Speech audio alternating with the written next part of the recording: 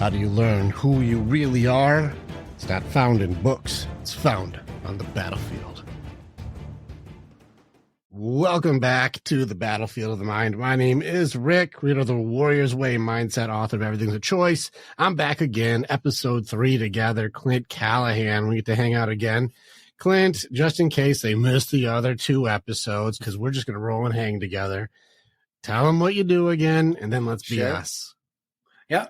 My name is Clint Callahan. I'm a therapist. I'm a life coach. I'm an author. I'm someone who just wants people to get over their shit and move on with it and figure out their life and realize that everything is made up and just give yourself some grace. For sure. I always love some of the terms. How about some things? I got questions for you. Sure. What are some memes that people throw around out there that you're like, don't fall for the meme? It's bullshit. What are some ones that like living my best life is what it is? Like some of the ones where you're like, that's not right. Wait a second. You got any that are like this pet peeve you? The thing always just pet peeves me most just about social media is the thing I like it when it's real. When it's just when someone drops the camera in the middle of their thing and picks it up and just keeps going. Because that's the thing, right? Most social media, when you really look at it, is super curated. It is the 1% of the 1% that they try to put out because they don't want you to know that they're human. But the problem is the thing that works the best is when people know that you're a human being. We all make mistakes. We all fuck up. We all try to make it up as we go along, and we fail and we succeed and everything in between. And the more that we recognize these things, the more we can take a step back, we can actually start seeing what reality is instead of this manufactured stuff that the news wants us to believe, that society wants us to believe. We need to figure out what our reality is so we can have our best life. Because hashtag living your best life, you're usually not. Because if you look at the other side of that, it's probably 17 hours and 7,500 photos to get that one perfect photo. And is that your best life? Really? You're in a beautiful location. You're going to spend the next 17 hours working on that one photo? Hashtag fake as fuck. All right. So here we are. We're doing trying to show that the reality is better than the reality. We're trying to have professional reality. Yep. The irony in that, you're not wrong. It's bananas if you think about it. And it's an interesting time right now. I had Viram on the show and he was talking about the interesting time that we're in right now because of the writer's strike, AI, all these different things that are going on. And the last time there was a writer's strike was the reality TV boom. Yep. And it seemed like people were so used to watching curated shows, narrated things that go a certain direction, tell the story. And people were starting to lean in towards the reality TV world. And it blew up doing it like 2006, blew up. You know, that's when like writers went on strike. And now there's a new genre that comes up. We're in that right now. There's a writer's strike and they're trying to say, you can't do this, can't do that. And it's leaving the opportunity now for multiple platforms like this to give me some real shit. Now, this is where everyone's trying to be as professionally authentic as possible. That's the irony of today's day and age. We're trying to have the best production of Wayne's World we can do. Yes. When it's supposed to be in the basement, but it's supposed to be the real show professionally done, just like we are now. Just like Wayne's World, right? It's just like the movie Wayne's World. When it showed, this is where they went from the basement to the show, and you look at it and it's like, that is not the same show. But at the heart is trying to be the same, but it doesn't feel the same, doesn't look the same, doesn't taste the same, all the stuff. It's not the same. And that's the thing. We are instinctively wired to know fake because fake used to kill us. If someone wanted in and they were fake, they were an enemy. That's the way it was for 300,000 plus years. Still is to this day in a lot of parts of the world. But we don't look at that anymore. We now desperately want to believe the fake because then maybe we can get there someday too, because we're so afraid of what's coming or what may not come that we want everything, but yet we're not willing to work for it anymore. And that's the big change that's happened. Maybe so. I'm gonna maybe spin it the other way. Okay. I wonder if the reason people are so interested in authenticity is because we're afraid of our own real. Oh, like maybe it's because like I love to watch somebody else have the courage to admit their own faults because I don't have the courage to do mine. Maybe it's going to be the awareness for myself that if this guy can be really him without apology, without explanation, without justification, maybe there's hope for me not to live behind the mask that I pretend to be. Maybe the persona that I project to you or the things that I push down and I suppress doesn't have to be like that. Maybe I don't have to be as afraid of the things that I am, like authenticity, accountability, you know, the feelings. Let's call it what it is, fellas. Like whenever I talk to the baddest dudes, I talk to the SEALs and the UFC fighters and the strongmen, and the scariest fight is always your own feelings. They're like, I'll punch 100%. A bear in the face, but I don't want to talk about my sadness. Yeah. I don't want to talk about what happened with my parents or with my dad or with myself or the time when, you know, or my addiction problems or my fears or any of these, or even my hopes or my dreams. Because if I do that, now I have to do something about it. And that's the thing is we as human beings, when we turn and face our fear, we then can't not see it. And we can't not do something about it, which is why we try so hard to run the hell away from it. Because turning around and facing your fears is the ultimate fight. Figuring out who you are and figuring out who you want to be and then doing everything you can to become that version of yourself is the fight of your life. That is what your life is for. But that's what most of us are so afraid to do because what if I'm wrong? Well, I've been wrong hundreds of thousands of times. I'm still here. I haven't fallen off a cliff. I haven't died. Everything in my body, all the ancient genes in me said, yeah, this is going to kill you. Not dead yet. I've been doing this for 47 years. Wait a second. I've seen all kinds of bad stuff. Did you just say being wrong? I've watched all kinds of bad things. Did you just say being wrong doesn't kill you? No, being wrong doesn't kill you. Wait, no, hold on. Let me say it again. Did you just say being wrong doesn't kill you? Being wrong does not kill you. Holy shit. I know a lot of people who will fight to the death to be right. Oh, yeah. Huh. They will. Because being right actually could kill you. It could kill your relationship. It could kill your friendships. It could kill all kinds of things. Because when you're right, you dig in. When you're right, you can't see anything different. When you're right, you won't look at anybody else's point of view. That's when you know that you're wrong. Because if you can't see anybody else's point of view, that's when you know you're wrong. I think I had a training one time where it ended up being the ending was very similar. If you're even arguing to be right, you were wrong before you started. Yeah. Because odds are if I have to convince you that I'm right, even if I am right, it's going to ruin the relationship anyways. Because like, see, Clint, you're a fucking idiot. I'm right. You're wrong. Suck it. And you're going to be like, you know what?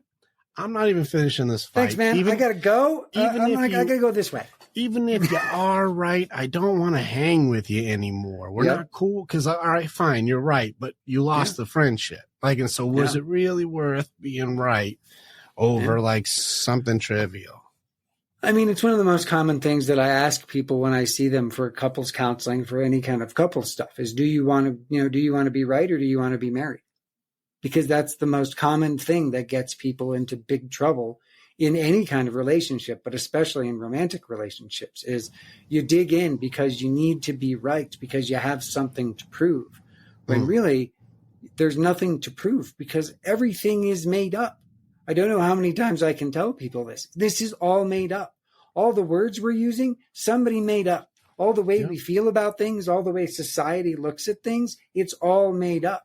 And that's the stuff that we need to remember. If we can remember that everything is made up, then that means there is no truth with a capital T. And that's the thing that we always think we are fighting for, is this truth with a capital T. But if it doesn't exist, then what are you fighting for? I think I'm just going to put it out there. What you just said is correct. And if I have my intuition or instinct right, what you just said flew over 98% of people's heads. There is no truth. And the truth is not what the truth really is for you. Our truth, my truth, is not the truth. It's just a perception of the truth. It's just a point of view. And this is something where I do believe I want to hear more about these couples, the couples that you're working with. Like, truth. It cannot be subjective. It's what it is, Clint. It is what I see is what it is. And you cannot tell me otherwise. Yes. I can't tell you otherwise, but I can hopefully help show you a different way to look at things. Because that's the thing. If I try to tell you otherwise, you're not going to hear me because you are firmly thinking 80% neck down. You're thinking with your body. You're not thinking with your brain. And if you're thinking with your body has one specific goal: to keep you alive. Your body is always in survival mode. And if your body is always in survival mode, it can't hear anything but you're doing something that is scaring me so much that I think it's going to damage or kill or hurt a part of me that is sacred, and I can't have that. So I will fight to the death for this thing that my body says I must believe. Because if I let it go, then that means I have to go through grief, because that means the idea that I have is going to die, because it can't withstand scrutiny. Most of the stuff that we have, that we hold dear, if we really scrutinize it, it can't withstand scrutiny because it's built paper thin. So scrutiny may be part of the thing. Because listen, I don't know if the body thing all lies, because these hips don't lie. That's what I know. Shakira told me. These hips don't lie. So, all right, the scrutiny of things. This is now, I need help though, just so I can make sure we go down this path with authenticity, with clarity. Scrutiny. Is it truth or judgment? I got to make sure what it is before I start going this way. That is a really good question. It depends on who's doing the scrutiny, because when you're scrutinizing others, you're judging people. But when you're scrutinizing yourself, it's when you're searching for the truth. Stay with us. We'll be right back. Warrior, thank you so much for being a part of the information that we have. And you're part of our story as we are a part of yours. It's very much an honor to be able to connect with each other. If you want to know more, or you want to get started with working with me or working with our warriors so that you can begin your path to authenticity, strength, leadership, and accountability, this is the way. Together, we are way stronger. Now you get to choose. Do you go forward or keep doing what you've always done? If you stay where you're at, hey, click on some of the stuff and follow what it is. We got motivational stuff. We've got podcasts. We've got more things. Just subscribe and do the stuff, and we'll keep you updated. But if you want to start going in, start jumping into what our programs offer and start your journey and being the hero in your own story.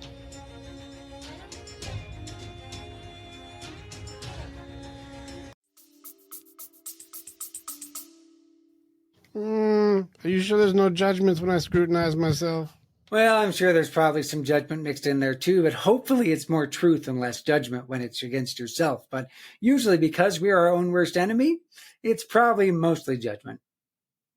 Yeah, when I see people, it's mostly judgment. I'm like, I had a challenge I put out there to the huge group, to the big group of everybody, even online. I was like, here's this week's assignment. You're all on mission. Do you know the difference between an observation and a judgment? Ooh, and can you see it when you're in it? And a lot of times people will create their own judgments for observations. They'll be like, oh, you're going to listen to Clint today? That's just a question. But someone threw a little twang on that bitch, and they'll be like, you listen to him? You know, it's like, yeah, he doesn't know, or he's really great. Like, people will add in a judgment and then think you meant something that you didn't actually say because I added a judgment to it. Yep. And that's the thing, right? That is the thing that we run into most often in life, is that's the piece that causes us these issues, because all it takes is a slight inflection, the way that you change this thing called language, which if we're lucky, we maybe get a 50% return with another person that we actually understand what they're saying. And that's part of the thing, this thing called language that we use, these words that are coming out of my mouth. I don't know how much you're actually getting unless I say, hey, Rick, how much are you actually getting right now when we're talking about this? What do you think about these things? Can you explain this stuff to me? I need to know what you know, because if I don't know what you know, then we both don't know nothing. Well, I don't know how to explain what I know, so you're wrong. That's right. If I have to explain I'm sorry, you can't understand the stuff that I know. So I'm not even going to tell you, because I don't want to waste my time. Well, I don't know how to say it, so you should just get it. Exactly. Like, this is the argument. It's like, well, you should just know. I'll be like, but you don't know. Yeah. It's very funny. Let's play with some words here, because I think people are like, you idiots are idiots. You get Rick, Clint, you guys are stupid. English is pretty clear, and I always enjoyed the the perspectives with Alan Watts when he talked about, like, English language is fucking silly. He's like, first off, it's a series of sounds that we put together, and then we made up a definition for it. And then we created a book called the dictionary, where we have all of the words. We have all the words in there that you have to have a definition for, that the definition is made by other words that we made up. The whole thing is just, we're trying to define what the defining of the definition is by using a thing that needs defining to even begin with. Like, the whole thing is really silly when we think about it, because I can just say a sentence, and this one sentence means like 100 things, and be like, I hope you have found your happiness. Well, what does it mean? Well, please, I hope you found, or what is happiness to you? Yep. And they're like, oh, you ask that of anybody, and you'll get every answer will be different for every human being that you ask. Yeah, there might be some similarities, but everything will be different. Yeah, I did a training once on leadership, and I said, please tell me what are good traits of a leader. And I had 3 pages of all these different leadership types. And I'm like, you guys are starting to see the one word means multiple different people. There are some leaders that lead from the middle, some from the front, some from the back, different styles, different techniques, different traits, different personalities. And all of them can be effective, but we still call the same thing leader. You know, and that's the thing, right? That right there is the issue with language. That is why language causes so much trouble. And then if you're translating between languages, now that's a whole different thing. And really, and when I talk about translating between languages, I'm not even talking about, English to Spanish or English to Japanese or English to any other. I'm talking about just man to woman, because women have a different language than men. All right. Help me out with that. All right, help me out with that. All right, I don't get it. Please, as though I know nothing, please explain. Men and women have a different language? What does it mean? Yes, they have a different language. It kind of comes down to a very simple thing. This is the most easy example I give to pretty much everybody. I go out with my friends. We spend 3 hours together. I come home. My wife asks me, so what did you guys talk about? And basically my response is usually, their work is good, their kids are good, their health is good, life is good.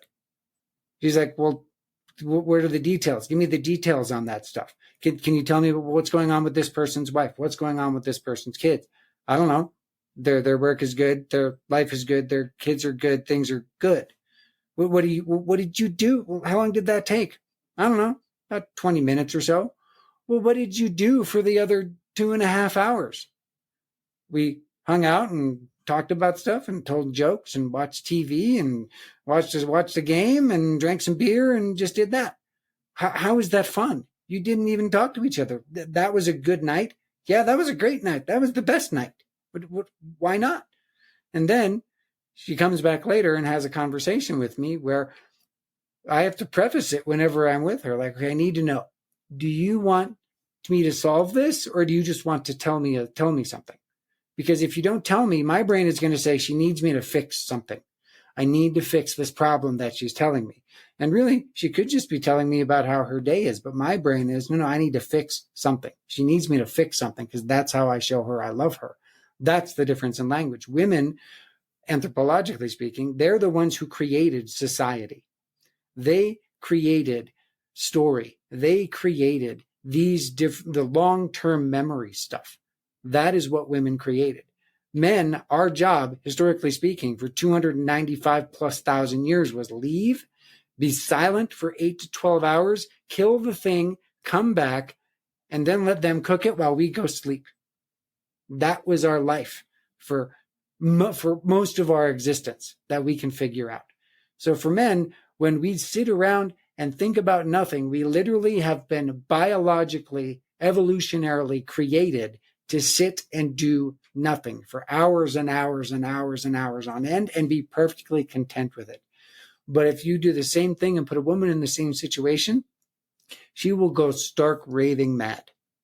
because she has to do something, because that is her biological imperative, to always do and be and act and connect and create society. And that right there is the core of our language issue, because we as men rarely want to talk about stuff, because most of the time when they want what they want to know, we can't access. They live in a language of feelings. We barely, if we're lucky, we know that we have maybe 4 or 5 feelings, if we're lucky.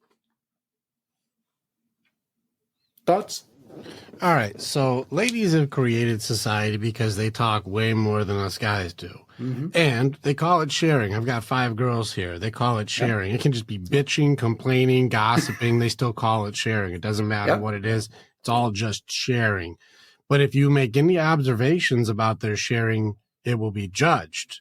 Yep. Because judgment is how they can speak in judgment. That's completely justifiable, by the way.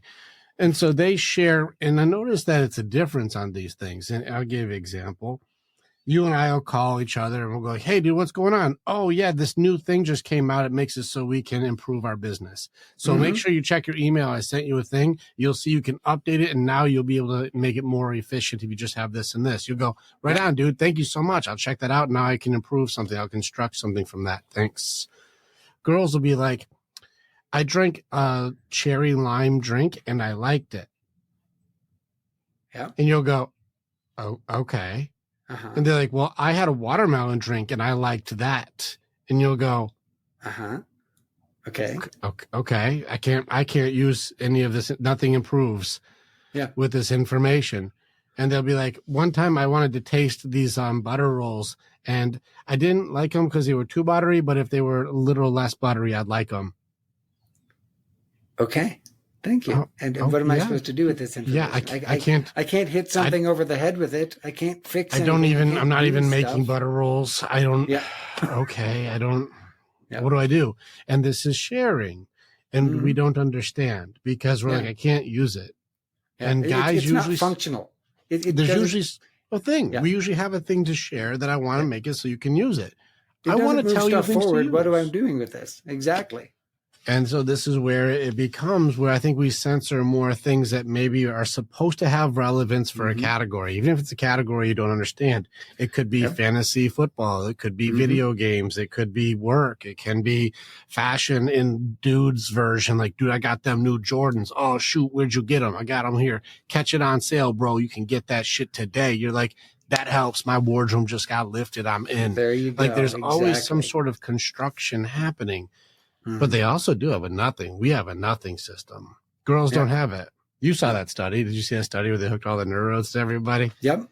And we got the nothing box, and the girls are like, how do you guys have a nothing? I want a nothing box. I want to go in the nothing box, and let's add some curtains to it, and let's add a chair. No. The box has nothing in it. No, you need some stuff in the box, because it can't be nothing. How does this translate today? Because girls are getting fucked right now, and I'm going to put it out there. Girls are getting fucked. Burden of beauty and burden of performance is now stacked.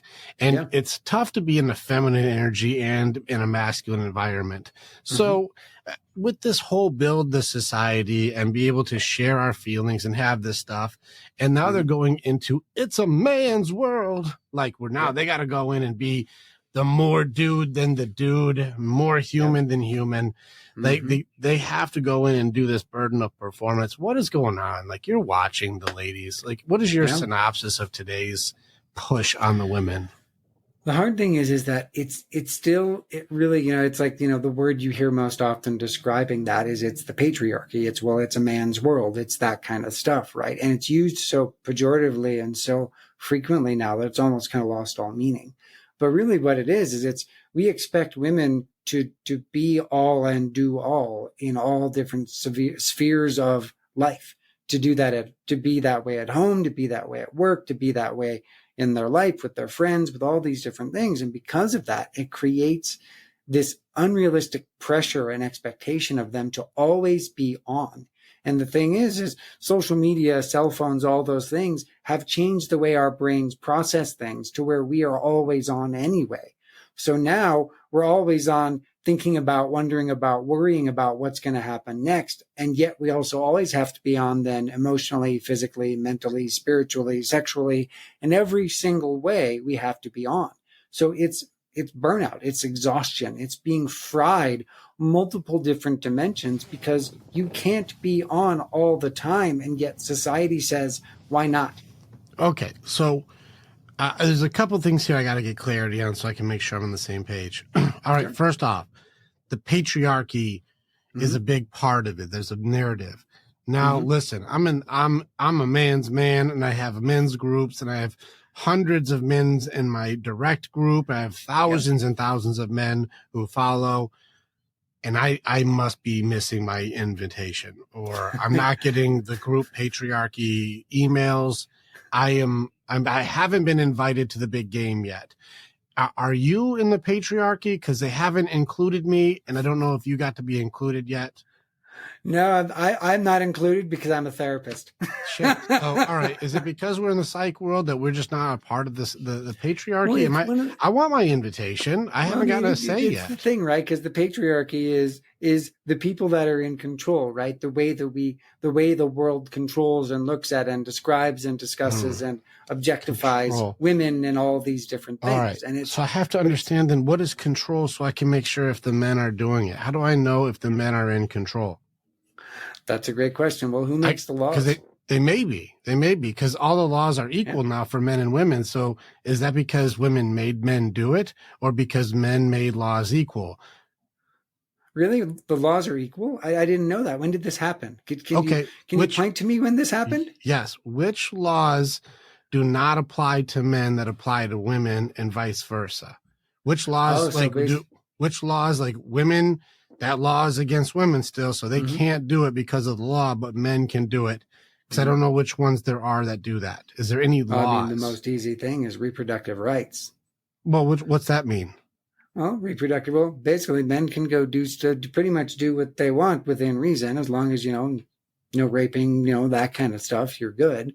Okay. But when it comes to other reproductive rights, women don't have control over their bodies. What do you mean? Like, I don't know what category you're talking about, so I can be clear. Well, of course, Roe v. Wade and all that stuff, where all that stuff got changed, where if women choose to not have a child, they now no longer have the right to choose to not have a child. Okay, so you're talking about but abortion. It makes it extra difficult. No, they still get to choose. They're still there. The option is still there. Even in Texas, where they wanted to argue, it's like within 15 weeks. And so you can still choose. They didn't take away the choice completely. Yeah. But also, if you want to severely restricted it. Well, no, but let's talk about equal rights, though. Does the guy get a say about killing his own child? And the thing is it depends on the state, and that is part of the issue, right? Clint, it's just, do guys get to say it's my child, my choice, or is it her body, her choice? Is it equal? Exactly. No, it's not. So then that means the laws aren't equal against men. Shit. I thought the patriarchy was I thought we had all the power, but now the guys don't have power over their own child's life. Exactly. This patriarchy's fucking up, Clint. I know. It's not doing what it's supposed to do. Damn it. We are not controlling everybody. Now, because aside from that, the right people are on the email list. Hold on a second. Let's see here. Okay. Now, abortion is still there. Now, I'm not pro-abortion, but I'm also not pro everyone should live for everything. There needs to be some balance. And I broke down abortion to the exact best scenario, and it's a lose-lose. You can never win in the entire category. But let's take a law, though, because the law's not removed. These women still get to choose to kill babies if they like to. If they love it, go do it. So that still exists. What laws, though, apply to women and not men, or vice versa? Men can do it, women can't do it. That's right. There are all laws. Laws are all equal under the law. But then the way the laws are enforced, that's where the issue happens. It's the enforcement of the law. That's where the issues happen. I'm with you then. Okay. So the laws are all the same. The law, that's not a law thing. It's an enforcement. It's the patriarchy is now enforcing the laws. So if there's a domestic dispute, the patriarchy is pushing, it's all the woman's fault, and women get fucked over as soon as a domestic dispute. It's the woman for sure. Patriarchy is getting the women, right? Definitely not. Shit. Usually, what patriarchy are we doing? It depends on the evidence, and usually it tends to be the men. Really? Really? Because I have police officers in my group. Up on that side too, right? I got the police officers in my group saying it's a majority women, but guys don't report it. Yeah, that is so. True. Is it the patriarchy then that women are beating the shit out of guys and guys are too ashamed to report that women are hitting men? Is it the patriarchy that's getting them? Because I'm missing it. I need to be on these emails, Clint. I need to be on this. I'm not getting the info, but the guys on the front line are saying it's not like that. Yeah. So now the laws still seem wrong because guys are getting charged more and women are doing more crime.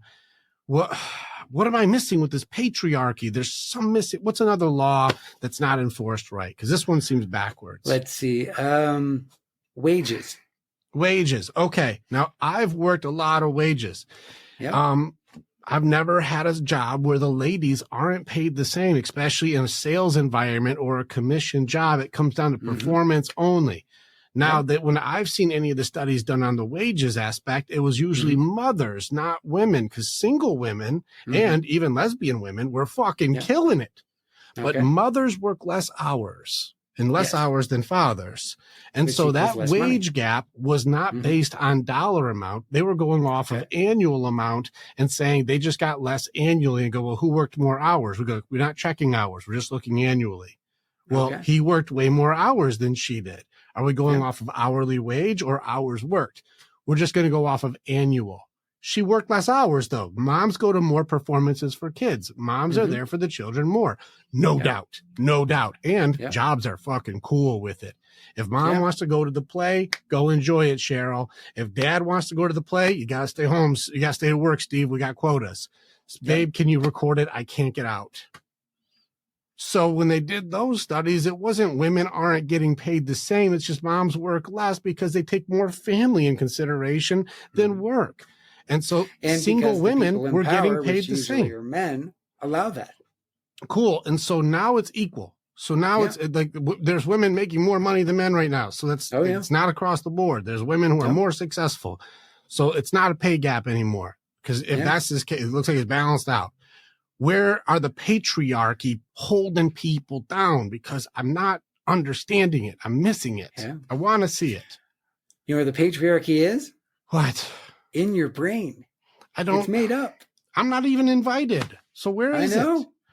I want to be like, wrong, guys. I got to be there and support this. 50, I need to be there for solidarity. 50. I need to be in solidarity with you to keep these women down. Yeah. No, I get it. I haven't seen the thing where we're keeping the women down correctly. We're doing a terrible job if there's the men in power are keeping the women down.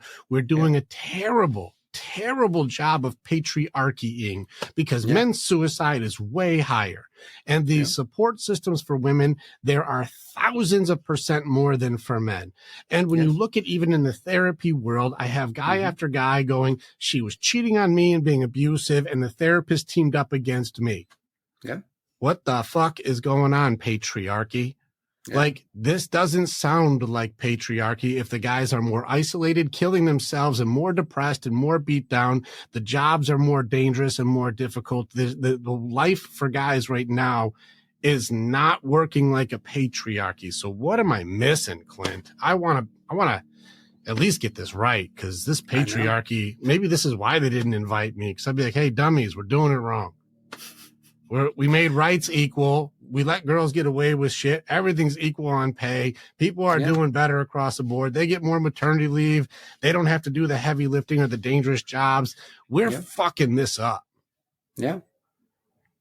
How do we fix the patriarchy, Clint? We got to fix it. That's a great question. Probably we don't need to fix it because it sounds like everything is working the way it's supposed to work. Or is it? Our guys are all killing themselves. It's astronomical. That's the thing. For men, it really comes down to we need to be able to take a step back and take a look at this stuff and look at that and say, is there such a thing as a patriarchy? And if so, why would we want to be a part of it? How can we be more able to talk about what's going on with us? How can we be more willing to talk to each other about the pain, the suffering, all the things that are going on with us? How can we be more willing to say, I'm tired of living in the shadows and living in shit and living in pain? Okay. Yeah. How can we be more like that? Who are these guys trying to share their information with and getting shot down from then? Yeah. Because if they're like, hey, guys need more nurture, more understanding, more empathy, more safe places to share, take your armor off and be authentic. Who are these guys trying to share their hearts with and just it's not working to the point where they feel isolated and have to kill themselves? Who are they sharing their shit with? Thinking you would like me to say women. Well, maybe. I'm asking. Is it with their wives or with their girlfriends or with their women, or is it with like other men? Rarely with other men, because we've been trained to not share with each other because we can't show weakness. So then we're showing our vulnerability and our openness of like, we also want to show compassion, love, empathy, connection with you. And the ladies, they're like, we've got you guys. We're here for empathy. We're here for compassion and nurture, and men's feelings matter. All men, their feelings are important, and we're embracing the loving wholesomeness of a man's heart. Is that what's happening with this patriarchy push? No. Fucking fuck. What is happening, Clint? I don't know.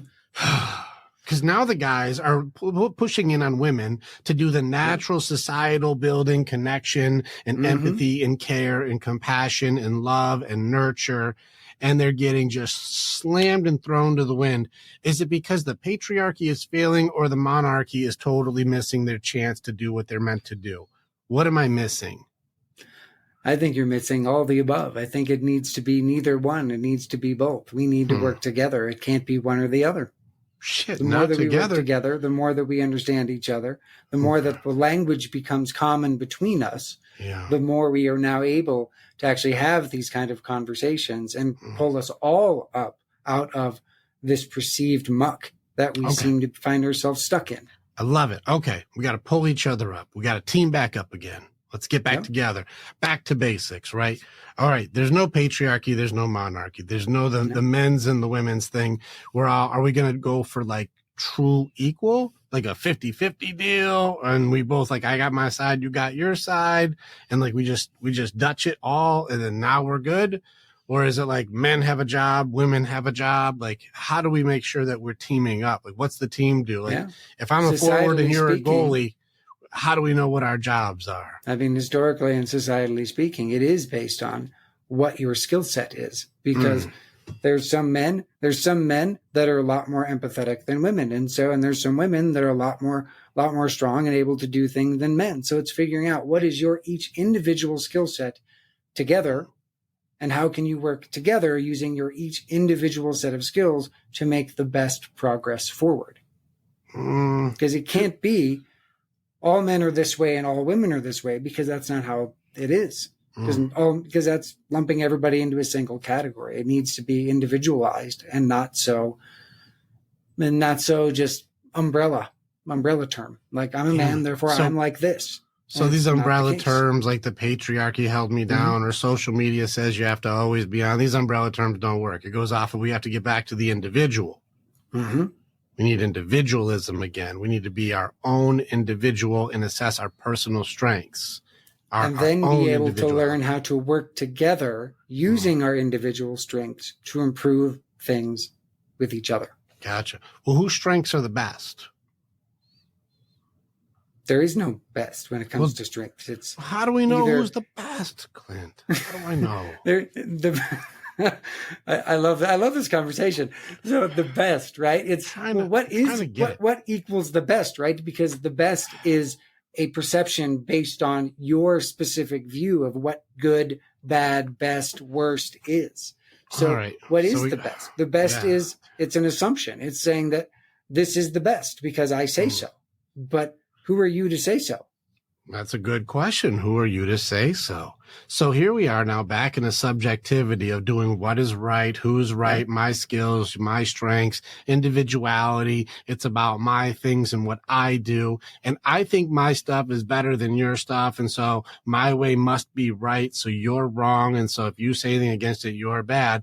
It still seems like individuality or meism is still stacked up to become, in some way, shape, or form, a system of blame, shame, and judgment, which makes sense why today's weapons are, it's all your fault.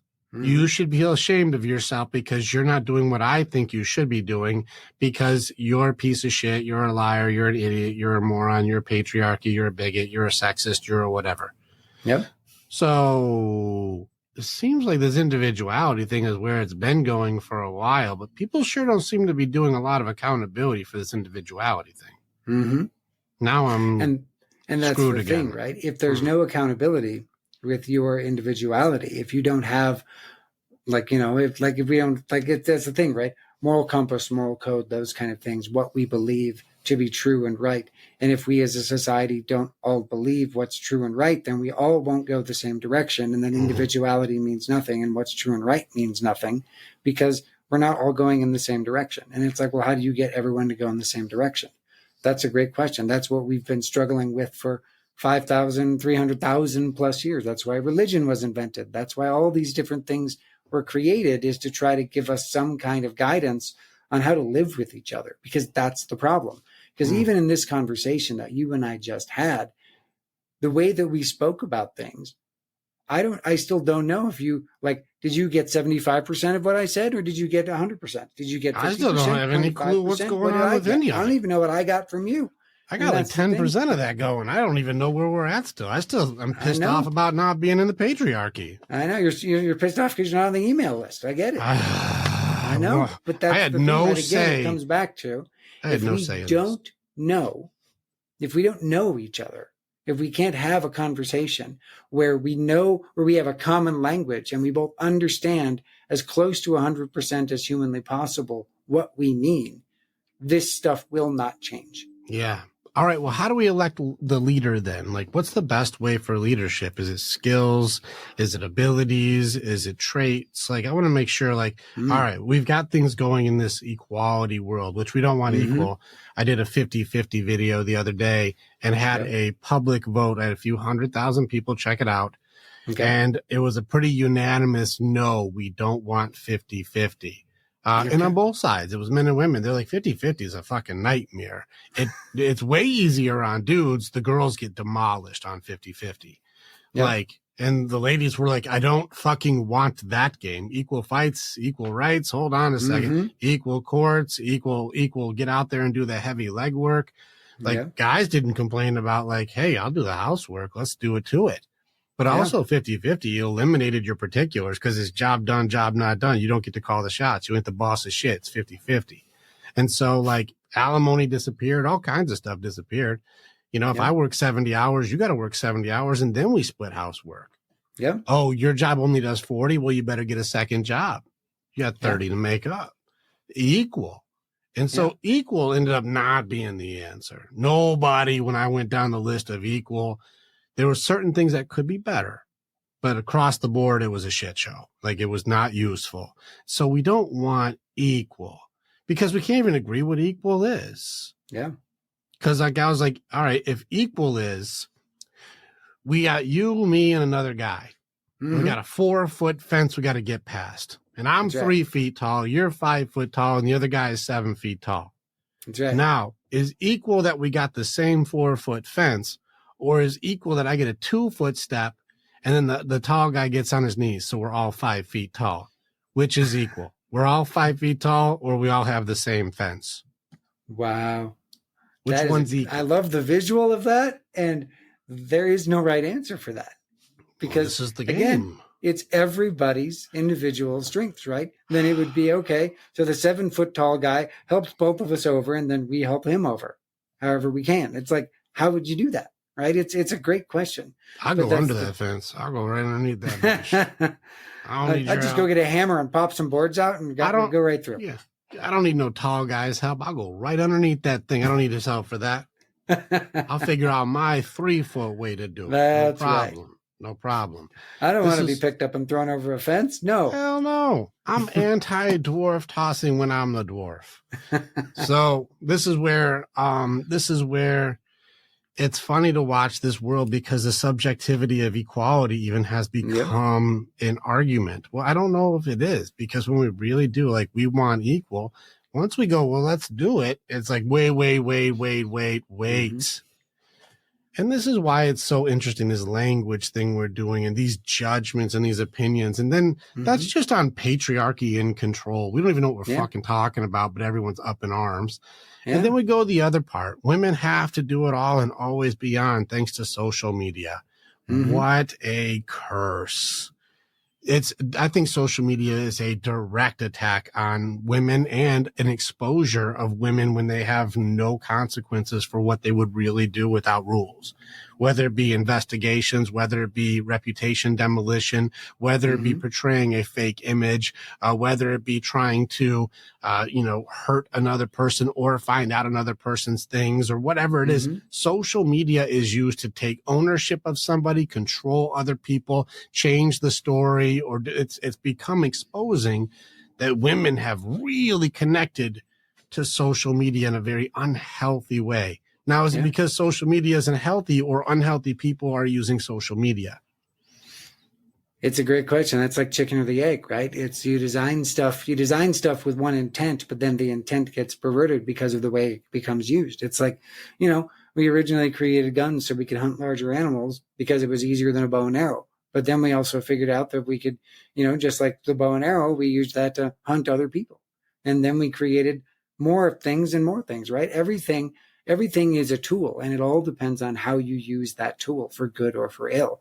But it's figuring out for ourselves, how do you want to use your tools? How do you want to do that? Do you want to be a part of, the patriarchy that does all this stuff, if it even exists? Do you want to be a part of, the feminist movement? What do you want to be? What do you want to do? How do you want the world to look and be, and how do you want to be in the world?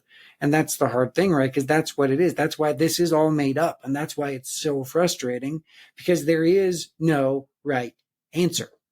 There is no right answer. There is no capital T truth. There is no, there's only one truth, there's only two truths that I know.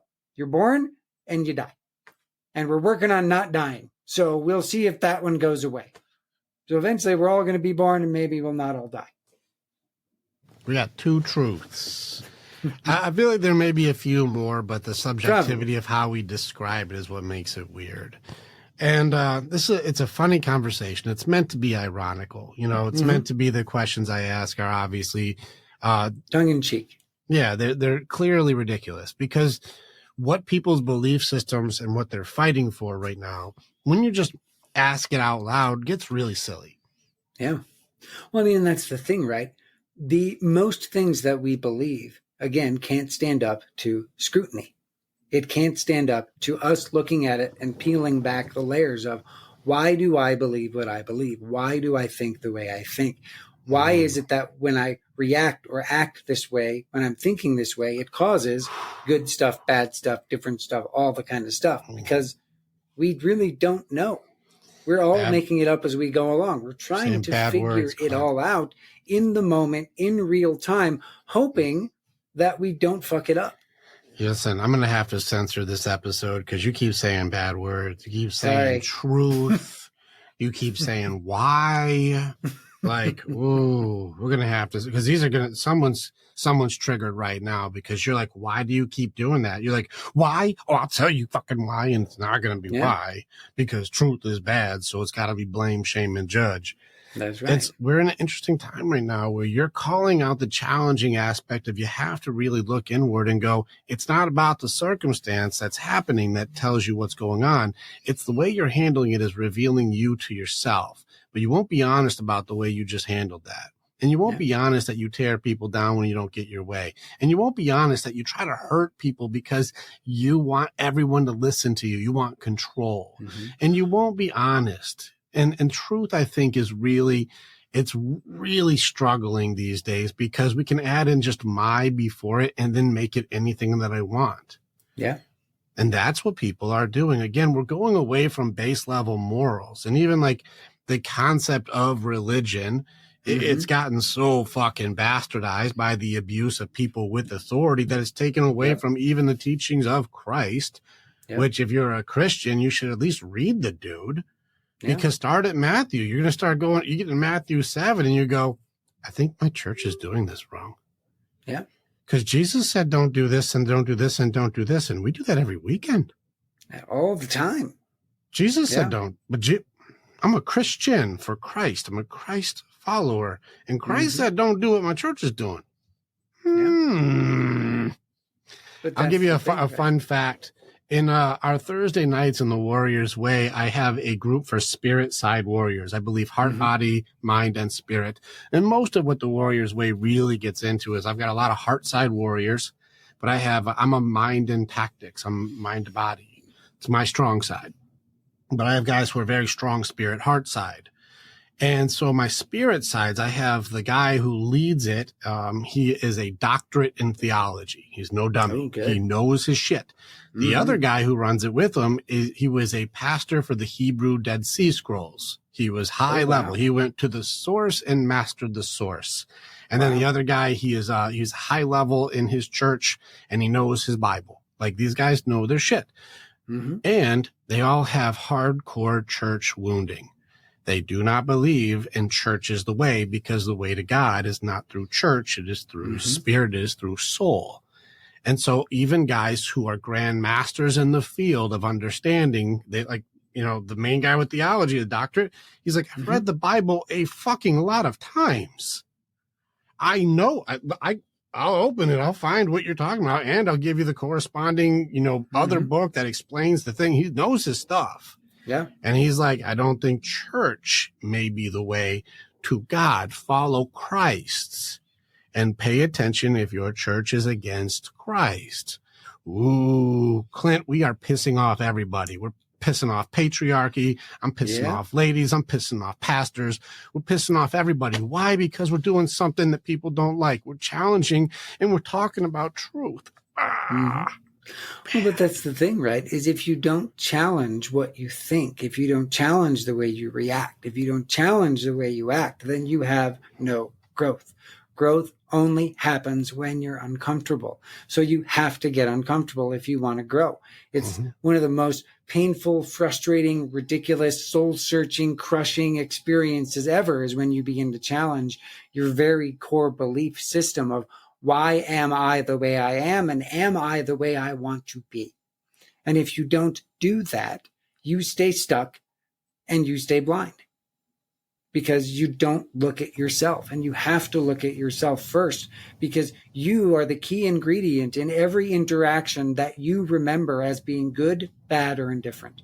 True. So if you don't know you, then you don't know your part in what just happened or didn't happen. Very, very true. Well said. That stacks. That adds up. And people don't want to do it though because that's my boss or that's the pastor or that's the owner or that's the whatever. And because of status, I don't want to rock the boat, and so I won't challenge because that could be bad. And if that's bad, then this could happen. And what if this? And then what if that? So you know what? I like the idea of know thyself and challenge everything. But I'm just gonna keep my head down. And I'm definitely not going to do what you guys said. Not doing that. What happens? What happens when we just deny ourselves everything? What happens, do you think, like when people start living in their denial of truth, denial of authenticity, denial of challenge, denial of seeking to understand? What do you think is happening with everybody? Oh, let's see. It's the age-old story, right? Addiction, mental health problems. It's problems with government, problems with how money is run, problems with homelessness, problems. All the problems that happen in the world are because we deny who and what we actually want to be and how we actually want things to look. And we deny ourselves. And so that creates all the ills of society because we deny what we see. We deny what we feel. We deny what we think. We deny what, we deny that, we deny our own spirituality. We deny that we are all infallible, that we are all not infallible beings. We're all fallible. We're all flawed. We're all broken in some aspect because we are people being raised by people that aren't perfect. And yet we all strive for some version of perfection. And when you get into that realm, then there becomes all kinds of extra issues because trying to find perfection is the most exhausting thing on the planet. And we just become completely exhausted and soul sick because we can't ever get where we think we want to, maybe, should, could, sort of might want to go because we don't know. That's ultimately what it comes down to is we just don't know. All right, so striving for perfection, even just saying it out loud, sounds like you're a failed system. But the denial is the cause of everything. Now, I'm with you that denial is a bad motherfucker. I think he's in the middle of a lot. It is the toughest curse that we have to break, especially in grief. So I'm not saying denial is some weak sauce. He's the toughest one I've seen to beat, that's for sure. But the cause of everything. What about people who just weren't trained? Is it because they were denied training and denial still gets a play? What about that? We're like someone who just didn't know they didn't know. Yeah. Well, when you don't know that you don't know, I mean, that's like one of those things, right? How can you even start that way? Because that's one of the reasons why when people go out and seek things, when you go to seek like help, when you go seek friendship, when you go seek relationships, when you go seek deeper meaning, when you seek God, when you seek enlightenment, when you seek all these things, it's because you're beginning to pull back this veil or these threads of these things in your life where you're like, I'm missing something. Because in every human being, we have this ancient stuff locked inside of us that also tells us, hey, something's missing. I don't know what it is, but something's missing and I need to go find it. And if I don't find it, I'm afraid of what happens next. Because that's the thing, it always comes back to the core ancient fear story of, because I don't know, there is danger. And because I don't know, and because there is danger, that could equal death.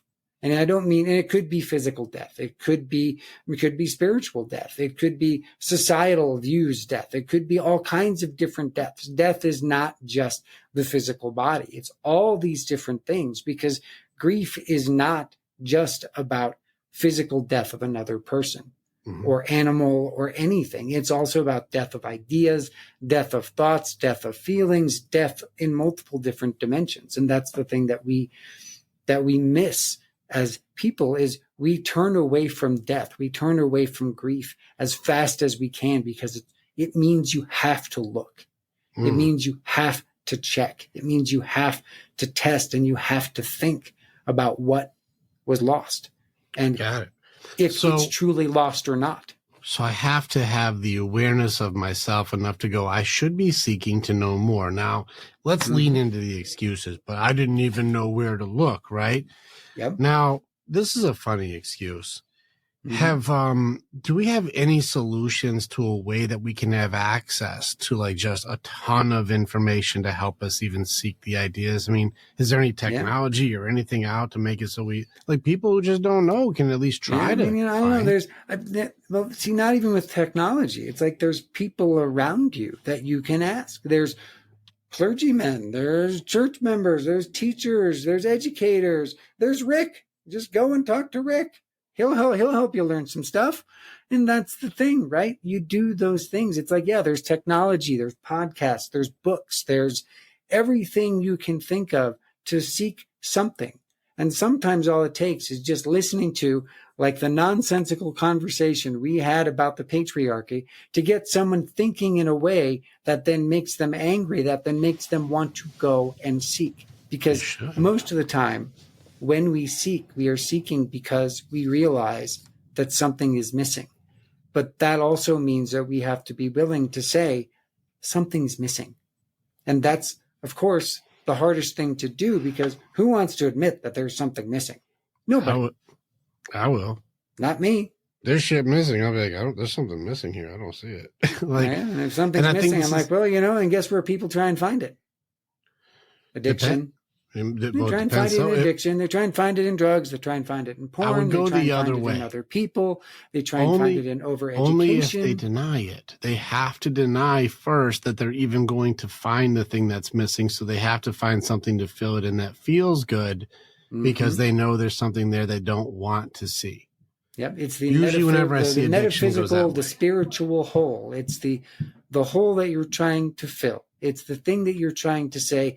This wound, this spiritual wound, this soul wound, this whatever wound that I'm now noticing, I can't tolerate it because it keeps telling me to do something that I don't want to do. So I need to shut it up because I don't want to do it with every fiber in my being. Because if I look at it, then that means, oh my gosh, that means I have to do something. Oh, I don't want to do something. what the fuck is doing something? We're back to accountability again. We're back to truth again. All roads lead back there. Amazing how that Denial works, is right? the war with what is to make me feel good by not dealing with what is. So I'm going to get fucked up so I can at least feel numb because I don't want to face the reality of what and the truth of who and or what I do and or am. Screw this game. And it still comes down to the judgments and the pain that I call what things are and make me feel too bad. So let's get fucked up and or shop online or or binge a bunch of Netflix or stop the world. I want to get off. I'm just going to go sleep for the next 27 hours because then I don't have to think about nothing. Screw this. Screw life. You know what I laugh about? We're speaking too many truths. People would have to like take notes and listen to this 10 times because we're dropping too much wisdom too quickly. This seems like a ridiculous conversation, but it's really advanced. And like praise to you on this one. People don't understand how advanced this conversation is because it seems like tongue in cheek. It seems ridiculous, but it's high level what we're doing back and forth. This is a tough tennis match and like you're playing very well today. And so people aren't understanding this is a very tactical conversation. And it looks silly, it looks quick, it looks ridiculous, but it's actually like really calling shit out hard. And the thing is if we don't take the time to call ourselves out and to call out the things that scare us the most, then fear wins. And fear always leads to destruction and danger and pain and sorrow. Here's where I think fear is funny. Fear doesn't get me. And here's why I think fear is a funny one. Do you know how fear really wins? If you don't challenge it, if you don't have courage. Fear is a possibility. It's a possible thing that could happen. I could lose my job. I could have a breakup, or I could get divorced, or I could have this, or I could have that, or that could happen, or this could happen. It's all like maybe shit. Yeah, what if I do start my business? It could fail, like it could.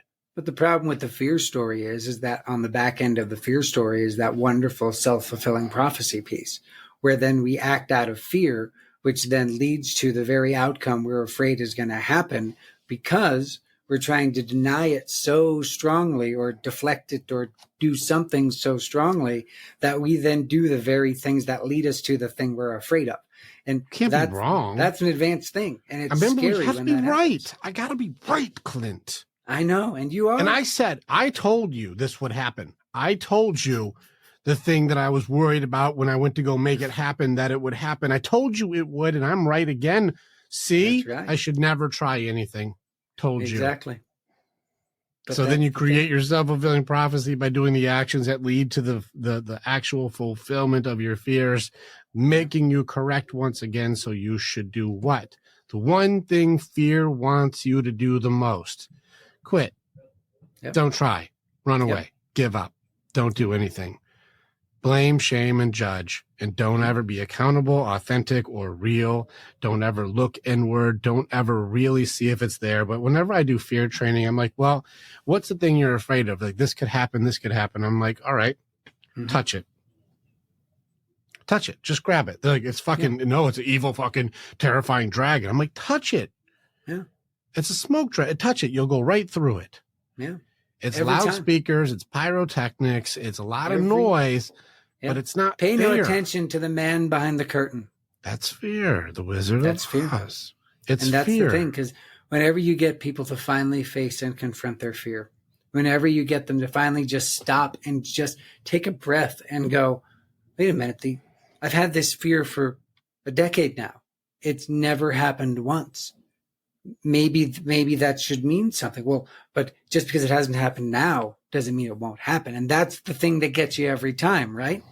There's still a lot of life left to live. But here's the thing. I've failed more than I've succeeded, which I hate failure. I hate it, but I've learned so much from it.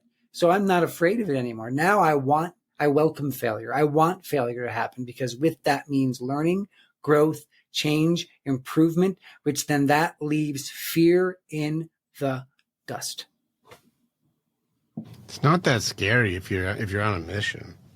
I've noticed people when they're like, you know what, I'm going to do a thing. I'm going for it. And then they start smashing through all these fear monsters. And people like, how did you get past the giant? evil gorilla. They're like, there was a gorilla? Yeah, you walked right through it. How did you do that? I was looking at my goal. I wasn't looking at the gorilla. Yeah. Well, how did you just overcome this? They're like, I didn't even notice that. They're like, I was on my mission. I was on purpose. I was doing a thing that I believed in. I didn't even pay attention. And I believe when it comes to certain things, a lot of these things, fear is just one of them. Doubt has a play. Excuses have a play. Distractions have a play. You get into anxiety has a play. You get into I would say all of those are shame subsets of fear. and guilt. I don't believe so. I think people try to force it into it, but I don't think so. I just did a thing yesterday explaining how, like, all right, let's see if it is. Well, doubt and fear, I do not believe are the same. I don't, because one is like, you're not good enough, Clint. What's the fear? No, it's just but it's an assessment. It's not, there's no like, it's just like, I don't believe in myself. Well, that's not a fear. What happens? What are you worried about?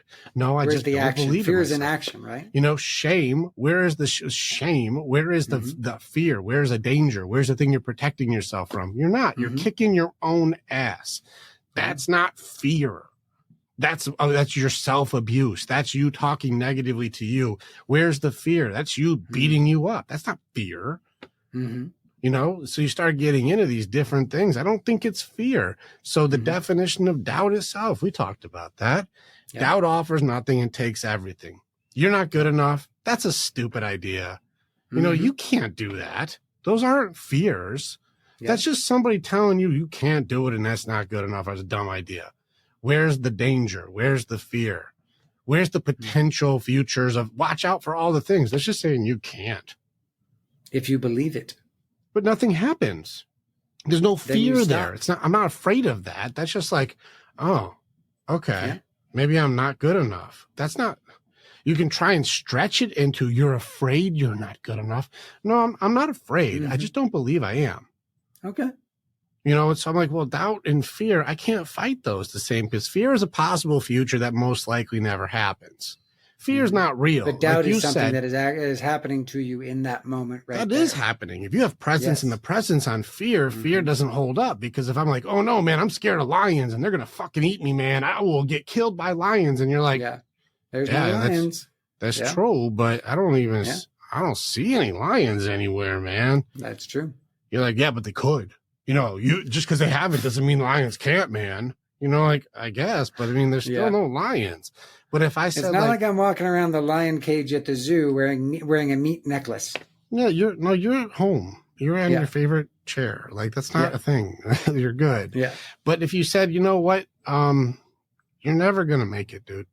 You're not good enough, and nobody's gonna care what you have to say. Yeah. And you're like, oh shit, maybe I shouldn't even like bother. I guess I shouldn't even try. Yeah. That I don't see the fear because that's doubt. Well, that's a different fight. Because presence in the presence on doubt just amplifies doubt. Presence in the presence on fear kicks its ass. So I have to have a system of being able to recognize decision in the moment when somebody's using a doubt attack versus a fear possibility.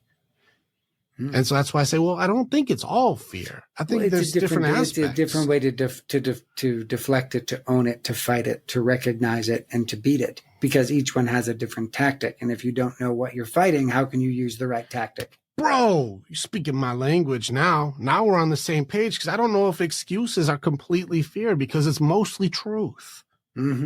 It's not actual truth, but it's mostly true. The best lies are 95% true. Oh, yeah. Clint, I wish I could have called you, man, but I've been really, really, really busy.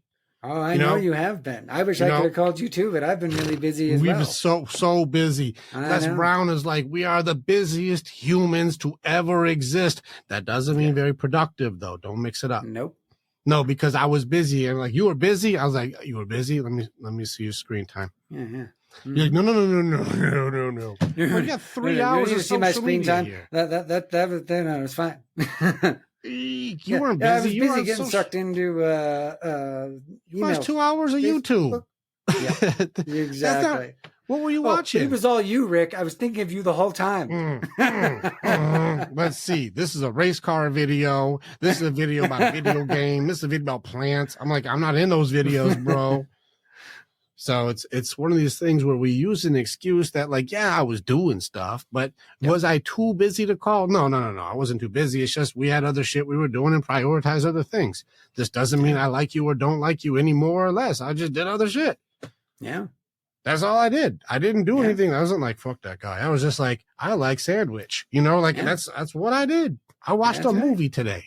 That's what I did, so it's where we use excuses. This is also where then this is all fear? where then the narrative and the soundtrack of fear, shame, guilt, doubt, and all that stuff comes into play. Correct. Because then you're like, oh man, it's like, I actually do like spending time with you. I do like talking with you, but I haven't reached out to you. So that means I'm a piece of shit human being and I'm not a good friend. And, and he's not going to want to talk to me anymore. And oh man, it's just fear. Yeah. So I got to come up with some excuse that sounds really plausible so that he still wants to talk to me. Justification to make it so I can still have the behavior I do. Mm-hmm. We're using systems of control by trying to change the story and convince other people of the reality we want them to believe and call ourselves honest, truthful, and good. Mm-hmm. Instead, the reality is like, I still love you to death, bro. I just chose to do other shit. Yeah. And that's okay. And so did you. And here's the thing. We're I like that more than any excuse you could come up with, because that I know is true. And that's the thing, right? We crave honesty. We crave integrity. We crave truth now more than ever, because the world can now lie to us in different ways now that we sometimes won't even know that we're being lied to because of how stuff is. And that's the part that's so difficult, because used to be, if you had to lie to somebody, you had to be face to face, eyeball to eyeball. You had to be in the same room and they would do something and you could, and it took a super, super, super, very amazingly good liar to pull it over on people. Mm-hmm. Well, people get better. Actually, I would actually argue people are having to get better at lying now, because how many times do people leave someone on red and then have some excuse on that shit like, motherfucker, I know you saw my message. I saw you read it. And then I saw you not respond for 4 hours. What were you doing? Yeah, that's true. Now I got to get better. Now I got to be better at lying. Yeah. But who are we getting better at lying to? Oh no, it's definitely, it's a collective effort. Well, this is where I did a training on lying. Why do people lie? Mm-hmm. Aside from the Machiavellian, which is a small percentage, the manipulators and the narcissists, aside from like the dark triad circle, which is like that single digit people, I'm talking about the vast majority, everything down to a 3-year-old up. Why do people lie? Mm-hmm. Well, self-preservation. It's protection, man. For ourselves. Listen, if I knew some big MMA fighting monster was like, who fucking took this thing? I'm going to beat their fucking ass. Mm-hmm. And I knew it was you. I'd be like, bro, I don't know. Because I'm going to lie. Because I don't want my boy getting fucked up by this UFC killer. I'm like, I don't even want to fight this thing. I'm not throwing Clint at this guy. Fuck that. Like, I'm going to be like, man, I don't know, bro. I don't know. Because I'm going to preserve the safety of my friend. I think you meant that way. Yeah, I'm like, that could have been anybody. Hey, there's some cookie crumbs here. You should follow those. Yeah, that's right. You might find your culprit, man. The caper is on. I'm in your corner. Go, buddy. Go get him. I'll be like, Clint, watch your ass. UFC killer is on your tail. And I'll be like, this motherfucker left me on red. Oh, I hope he gets. He deserves what he gets. Okay. I hope he gets. I'm gonna rat him out. You left me on red. We're in a funny I'm gonna delete time, that message. You never saw it. Unfriend you. That's right. You're like, but that's the thing, right? Is we as a society, we as people, and we especially as men, being authentic with each other and letting each other know what's going on with us and how we're feeling and how we're thinking and all the different things is one of the most difficult things to do, because all of us have been told and trained and taught by society, you don't have feelings, you don't deserve to talk about them, and if you do have feelings, they're wrong. Bad. You are bad. It is shame for men. For men, it's shame. For women, it's blame. I actually, when I was doing men and women's group, the men's group, I still run, just so you guys know, I run large men's groups, fucking badass men's groups. It is the only place these men even can get empathy from, because guys will come and take their armor off. Even this morning, high level conversation of the guys going like, man, let me just put my heart on the table of what I'm going through for this loss, this abuse, this divorce. And they're like, man, you matter here. Your heart's important to the other guys. Guys can give empathy to men. Real men can give empathy to other men. Yeah. And so and you're like, well, you guys are a bunch of bitches. Come check it out. I challenge any of you tough guys, come and talk to the Navy SEALs, come and talk to the strongest men on earth, talk to the UFC fighters, talk to the Marines, talk to the Army, we got police officers. You talk to our warriors and tell these big-hearted dudes they're a bunch of pussies. You go ahead. I can tell you the people that I enjoy working with most as a therapist are my vets that have been through multiple tours, have done things and told me things that they said that to anybody else and they would know there would be judgment. And I just sit there and go, oh my God, that sounds like the worst, most horrible thing I could ever imagine you having to go through. And you did that 20,000 times? Holy crap. How are you still standing? How are you still alive? How are you still functioning? And they're the most open and the most honest because what they need is someone that they can just be accountable and be themselves to. Without blame, shame, and judgment. That's the game. Like you said, if you have feelings as a man, you are bad. Yeah. I removed blame throwing, the lesson for blame throwers, out of the men's program. It's still definitely in the women's program. It takes us 2 to 3 weeks for all the ladies to stop coming in going, can I tell you how much Dan sucks? Stop talking about your husband or your boyfriend. Stop dogging and putting everything on everybody else. But that's how we've created society. We are 3 times more negative, and that's what makes us all get along with each other. Please. Ladies, it takes a week to 3 weeks for our women's group to go, this is not where you come to bash on other people. This is where you work on your own shit. Now with the guys, they come in and go, Clint, all right, man. It's all about me. I'm a piece of shit. I fucked up. I can't make her happy. I've done everything I can think of. I'm horrible. My wife should leave anything me. I can do right? I did everything I could think of, and I'm still not good enough. What am I doing wrong? Guys come in and the ladies are like, I can only imagine the hate mongering you're doing. I'm like, you'd be surprised. It's a shame stack. It's not a hate monger. But you guys are hate mongering. So I think you're revealing you to yourself. Yeah. If you're worried about what other people are doing, that is what you do. You're revealing you to you. So pay attention. That right there too, right over someone's head, just so you know. Man, Rick, I miss these conversations. It's so good talking to you. Warriors. Nah, you're doing good, man. You're on it today. But that's the things, right? Is where it always comes back to the authenticity piece is not just about being authentic with yourself. It's being authentic with everybody in your life.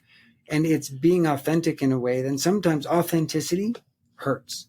Sometimes it's painful. Sometimes it feels like someone is burning you from the inside when they are being authentic.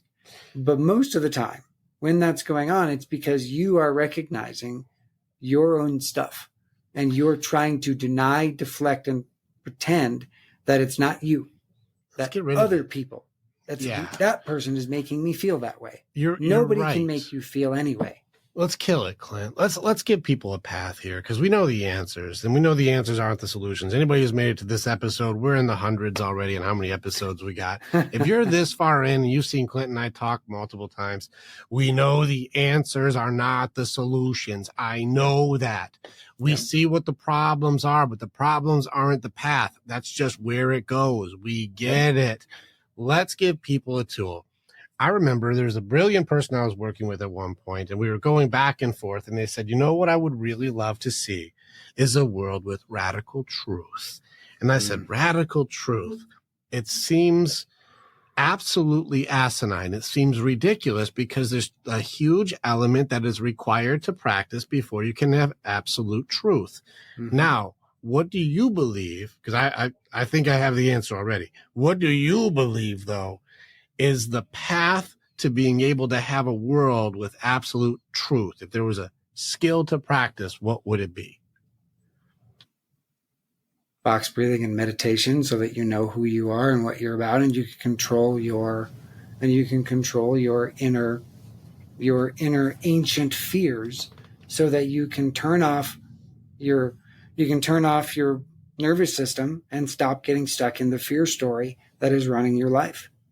Gotcha. So you went body side. You went box breathing. control your elements of yourself, Yep. find you in you, calm it the fuck down, Because and then you can see radical truths. Because then that lets you see the story that you're telling yourself or that you want to tell others with greater clarity, because now it's not clouded by 300,000 years of hardcore survival. And then the truth is still your perception. Mm-hmm.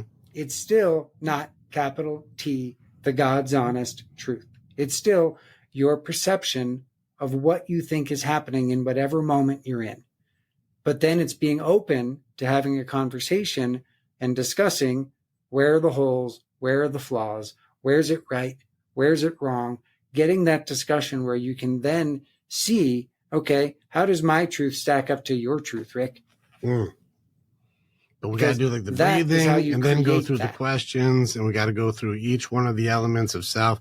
Like, all right, so this is where it gets tricky, is I want the path though. So I want to make sure I get it right.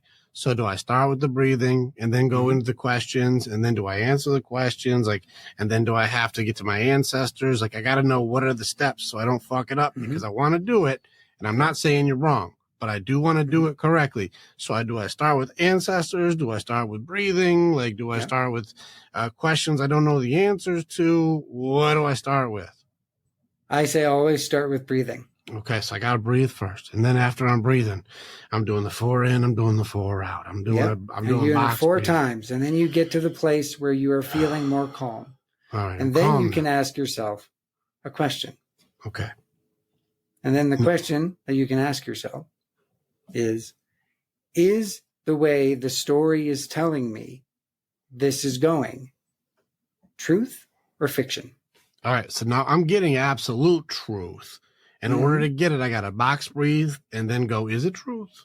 Now, this person has told you an uncomfortable truth, radical truth, whatever the radical truth is. It can be something how they truly see you, their absolute opinion, no censorship, no anything. And now you box breathe and you said, is this story actually true or not true? So you're challenging their perception. That's the idea, right? Well, actually, you're not even challenging their perception. You're challenging how you perceived what they just said. Okay, so now I just challenged. I'm like, all right, is that shit true or not? So you're challenging your perception of what they just said, because you can't just accept what everybody's opinion is of you, because that's the thing. It's all an opinion. So wait a second. Am I looking for do I agree or not agree? I just want to make sure I'm doing the step right. So I got a challenge. They said a thing. Yep. And do I agree with the thing or not agree with the thing? Yep. Okay, so then it goes into my perception of what their perception is. Yeah. Then if you do it, then you ask follow-up questions. All right. Okay. So let's say I agree or I don't agree. So okay. So I don't agree with that assessment, and this is why I don't agree with that. And then they can say, okay, well, you don't have to agree with it because that's what I believe. Gotcha. Like, so they're doing radical truth. Then let's dissect, why do you believe that? Now we got to go into why. Now, when do I get my ancestors involved? Because they're ready to go. My ancestors are like, I'm going to fuck this dude up. So like my ancestors are ready. I got samurais and Spartans and Cherokees, and I got my ancestors are ready. I'm sure they are. So, but do they need to be involved?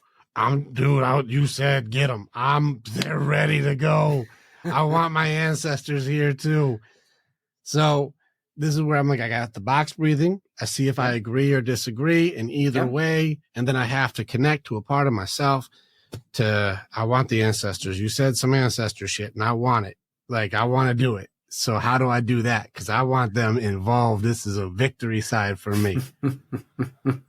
But the problem with having your ancestors involved is that your ancestors are going to be all the ancient stories, all the stories that you tell yourself. This again is one of those things that, is this a moment when that story will lead you is it leading you where you want to go, or is it leading you to the truth? Because that's the question, right? Because often where it leads us is not to the truth.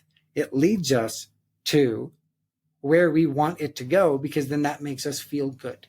So wait, do my ancestors come in with justifications to make me feel better?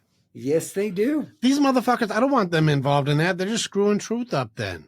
Exactly. Okay, so I don't. Again. So should I get rid of my ancestors, or because they seem like they're just complicated? You don't need to have your ancestors involved, because your ancestors are all the excuses that you've ever told yourself ever about why this person that's telling you this stuff is full of shit. Yeah, fair enough. Instead of going, are they? Do I act like that sometimes? Do I react that way sometimes? Could that potentially be something that I do? Okay. Again, this is, if you want truth, truth always comes back to looking at yourself and saying, do I do this? Maybe, maybe not. So I do my box breathing, and then I challenge agreement or disagreement, and then I ask why or why not. Yeah. And then from there, you continue to have the conversation with this person of why they feel that way, why they think that way. Oh, then you look at yourself and say, am I that way? I'm going into radical truth, though. You got a person who has no filter. Yeah. And is telling you hard truths. Yeah. And you don't. But if you don't look at the hard truth, then you don't know if it's actual truth or not. If you don't look at it and synthesize it and find it within yourself, like, is this a part of me or not? Do I agree with this or not? Because again, that hard truth is their perception. It is not your truth. That's the hard thing about truth. Truth is subjective. It's the most subjective thing out there. There's very rarely that it is there's anything that I've ever seen in my life that's ever been 100% true. Well, people can still share their honest opinion. Yeah, they can. And for them, that is true. So like the truth, this is where people alter the truth or omit information. So that's altered truth for sure. So then, like, what if they're not doing that? What if they are full blown open, just book? Yeah. And they're like, this is really my exact, no altering, no omitting, no changing the story, no judgment, the truth of what I really believe. Yeah. And you hate that shit. Yes, you do.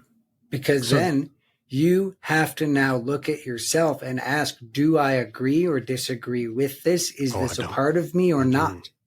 Because if you don't do that and you don't ingest it and look at it and have a conversation about it, then you just stay stuck in, well, this person fucking hates me and from everything they said, they deserve it. And then you go into a shame spiral. Gotcha. All right. Unless before we go own too it, far, look at it, recognize it, and decide. So I decide truth. So the way that I do it is I box breathe, calm down. And then I have to ask, do I agree or disagree? And then I have to challenge to understand more. Yes. And that's at least my steps. But at the end of the challenging, you also have to do self-reflection. Then I self-reflect. Do I agree with their truth? Well, that was the second step too, right? So I go, first step, breathe. Second step, do I agree or not agree? And then I go into understand more. And then I go back to step 2 and say, do I agree or not agree with more information? Yep. Okay. So. And then from that, it allows you to now construct and decide for yourself. Okay. Is this a truth that I can agree with? Are there parts that I don't agree with? And if you don't agree with some of those parts, continue to have the conversation. This is not a quick and easy, down and dirty, we're done. It can't be like that. So then it has to be, you're digging in and figuring out, but the breathing is keeping you from going super crazy rage monster, stuck in your fear and stuck in your anger, because you're trying to control those triggers. To slow down, to control yourself so you can get to the root of this. So the breathing is to control my triggers. So I don't go into fight, freeze, fawn. So I don't go into my defense or control systems. Yeah. So breathing stops my defense mechanisms. Yes. Then I have to go into agree or disagree. So I go to agree or disagree. Then I go into challenge why to understand. Then I go back to agree or disagree. And then I'll challenge again to see, why do I even think the way that I think? And then it goes into the deeper reflection of trying to really get into yourself, which would lead to agree or disagree at the end and knowing why. Yes. Okay. And then once you have an idea then once you feel like you have gotten to the point where you have a better and deeper understanding, and you have as close to, at least in your own mind, 100% comprehension of what the conversation was that you just had with the person, it then allows you to say, okay, I either accept or I don't accept this. And then if whatever you choose after that, then you can decide to continue the fight, or you can decide to say, I choose to not continue down this road, because if I continue down this road, shit's going to get real. And I don't want to do that. I don't want to blow up this relationship because like it's in the choice and consequence. And it goes, like I said, the thing for this is where I want to go is the simplicity is genius on this. I think I'm going to at least pay attention. I went a little different route. If you're open to hear, I went a different route on this one. So I want to make sure that I was repeating without adding, because I want to make sure I had the system at least correct and not mess with your system. I want to say, like, if there's a path you take, not saying it's right or wrong, I'm just saying that's one option. Use Clint's way. And I didn't say that's right or wrong. I said, give Clint's way a try. If it works for you, it's fucking right. So that's good. So use his system if it works. I did it a little different way. I said, if in order to have radical truth be a part of my life, I have to practice radical acceptance. I have to practice radical acceptance. Now, acceptance is a part of understanding loss and grief in the first place. I have to at least be able to get to the point of what is, without all the blame, shame, judgment, guilt, oppression, offensiveness, without all of the stuff. Just can I get through what it is? So how do you practice acceptance? Well, acceptance is a byproduct of learning how to grieve quickly. Denial, bargaining, anger, sadness. How quickly can you go through your phases of what the things are to get to acceptance of what is? Now, somebody may tell you a truth. We're like, I don't really like that truth. I don't want to believe that. Well, it's denial. We got to go through acceptance and denial. Well, you know, if I were to do that, then you would think differently. And maybe if I try to convince you of this, and maybe if you knew more about this, well, now I'm bargaining my way through trying to create a narrative to make it so it fits what I want you to believe. Stop it. What is just there. Can we accept what things are? Yeah.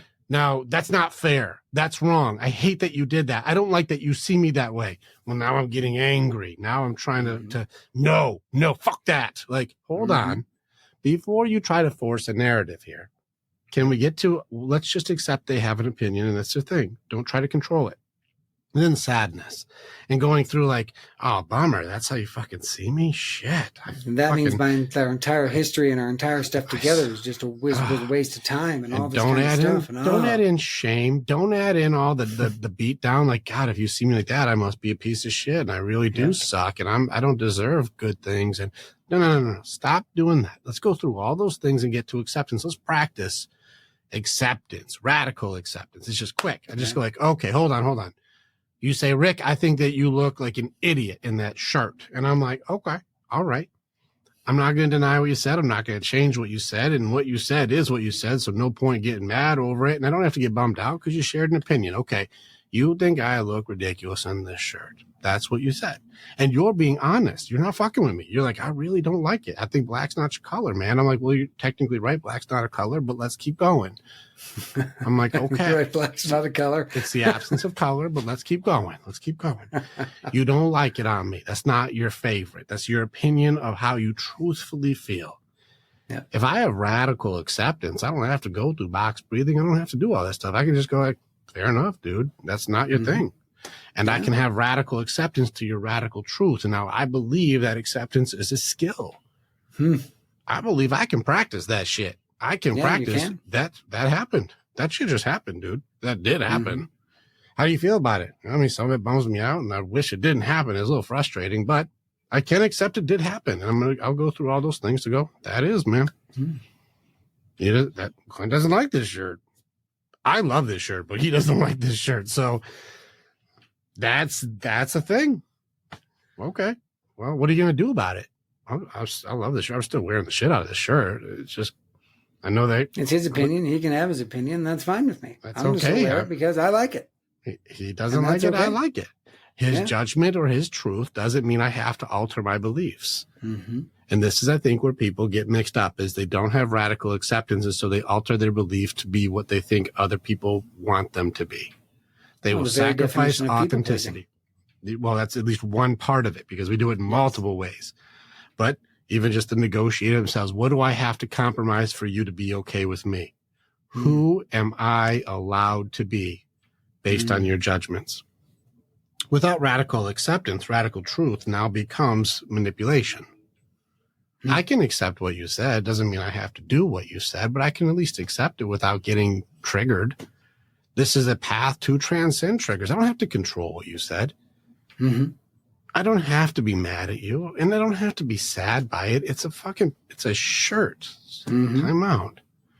But here we are. People toss around judgments and their things quickly. And even if it is their radical truth, I get to choose how I handle your truth.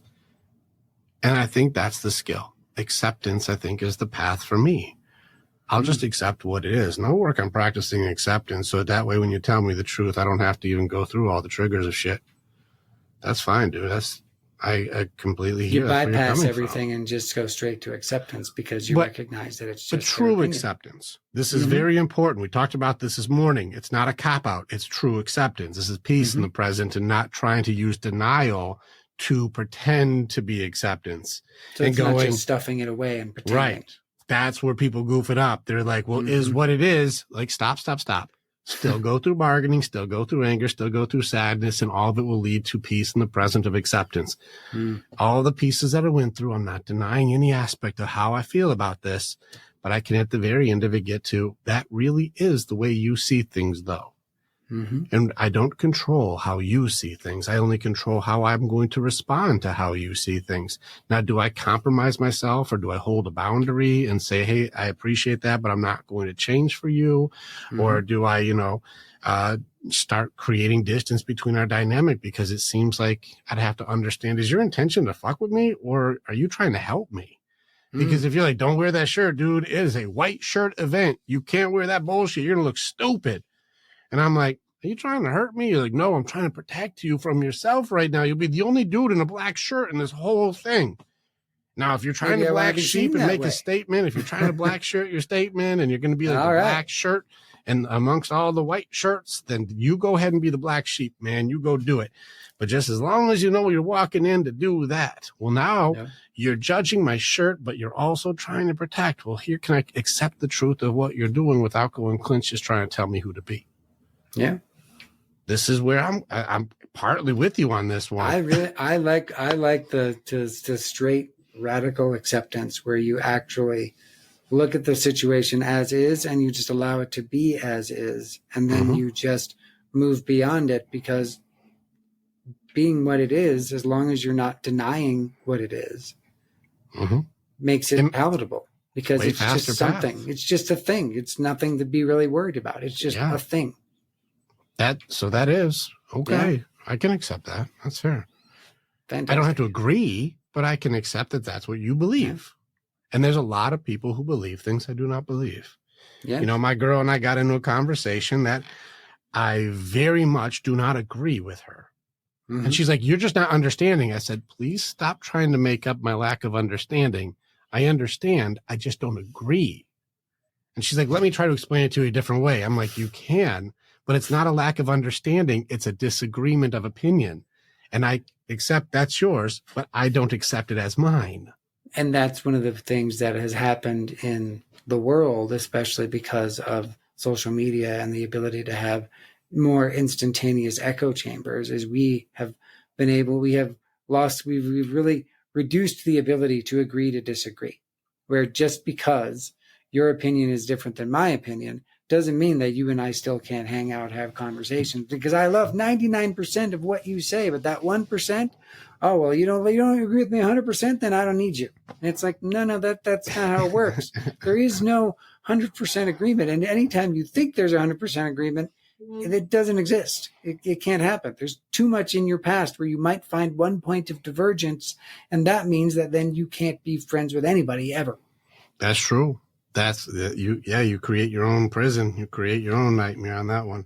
Yeah, the polarization thing's a real thing. And it's here's a few things that you recognize. This is why if I had to say, where's the legacy going to end up aside from breaking curses in people's lives? What is the number one defense or enemy that you have to protect yourself against? What armor do I teach you to be able to use to block the most likely attack that's going to be against you? We talked about it already. It will be judgment. It will be blame, and it will be shame. If you turn your awareness all the way up on judgments, you will see that people speak in judgments. It doesn't matter which news station you go on. It doesn't matter which group you're in.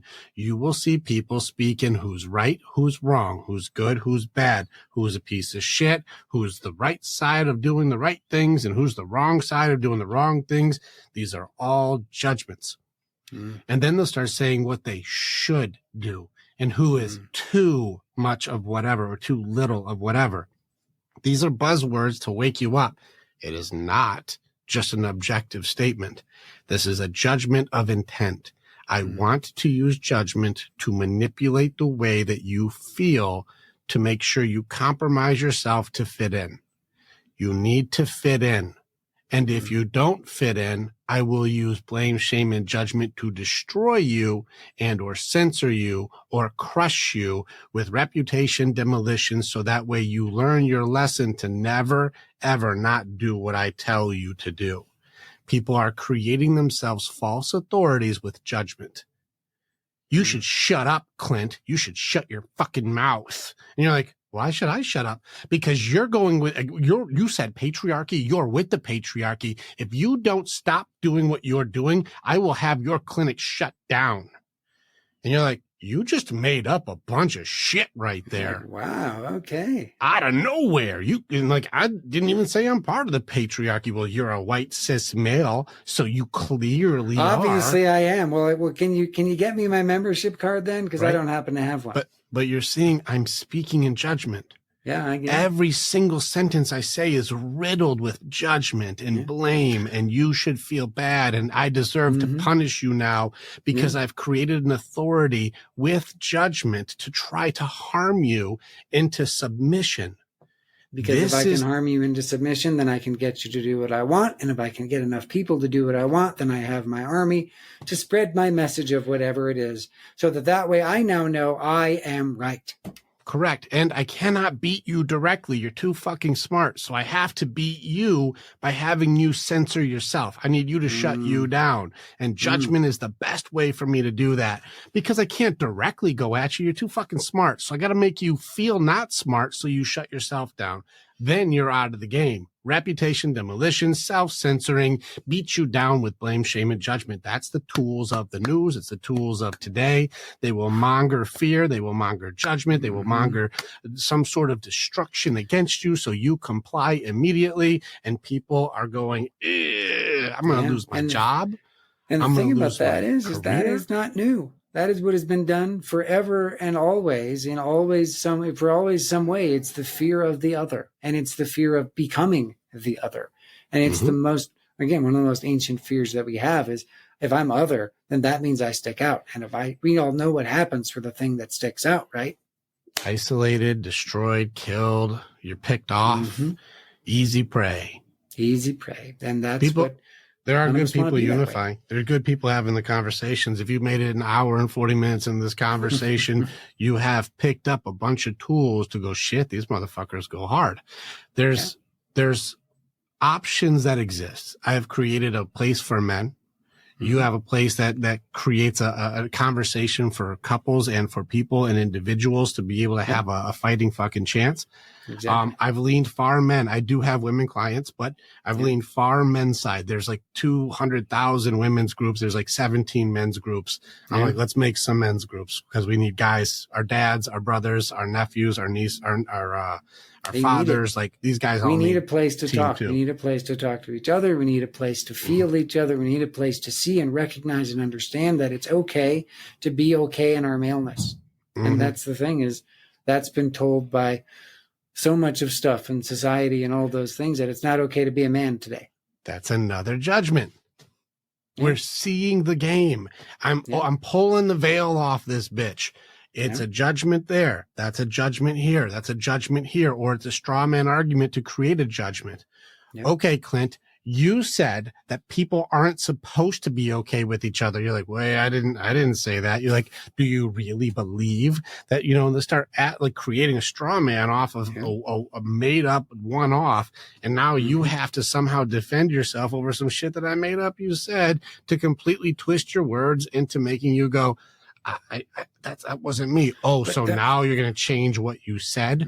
This is the game. It's just to make you feel shame, make you feel blame, make you feel judgment, make other people's offense is now the excuse for them to be an authority. That's ridiculous. The people who can't handle truth and have no acceptance should be in charge because we don't have a real trauma. We'll create one. And it's for one purpose only, for control. It's to control and to have power. Because if you have power and control over another person, then you now have them at your bidding. And if you have enough people at your bidding, they can go out in the world and they can spread chaos and misery and destruction and your message and all the stuff in a way that makes it crazy. Because, the thing I love most is the saying, hurt people, right? But also healed people, heal people. So do stuff with Rick. Reach out to me. Let us work with you and heal so we can go heal more people to get off this fucking crazy ass treadmill that we're stuck on. Boom. Roasted. On that note, Clint Callahan, you should be reaching out to this guy to have some time with him. Clint, just remind them they should know by now. How do they get in touch with you so they can work with you? Yep. You can find me online at smallchangesbigimpact.net. And you can also find me on Facebook and Instagram and now TikTok at smallchanges.net under a dot for you. So smallchangesbigimpact.for you. That's where they are on those three. We got all the links in the bio. Click on his stuff. Make some calls. Otherwise, all you warrior men who are looking for your place, come and reach out. Come and see what we got. We got some badass things. No matter what, we are building community. We are building a place for you to actually be authentic and truthful, accepting and honest with yourself, so you have a damn chance to lead and feel a life that's worth fucking living. Otherwise, go kick some ass, warriors. Thanks, Clint. Thank you, Rick. Always great to see you. Click on the button and you can become the hero in your own story. It's time to start making the choices to change. And the evolution that you're going to do begins with choosing the next step. This is the way. And together, we're always stronger.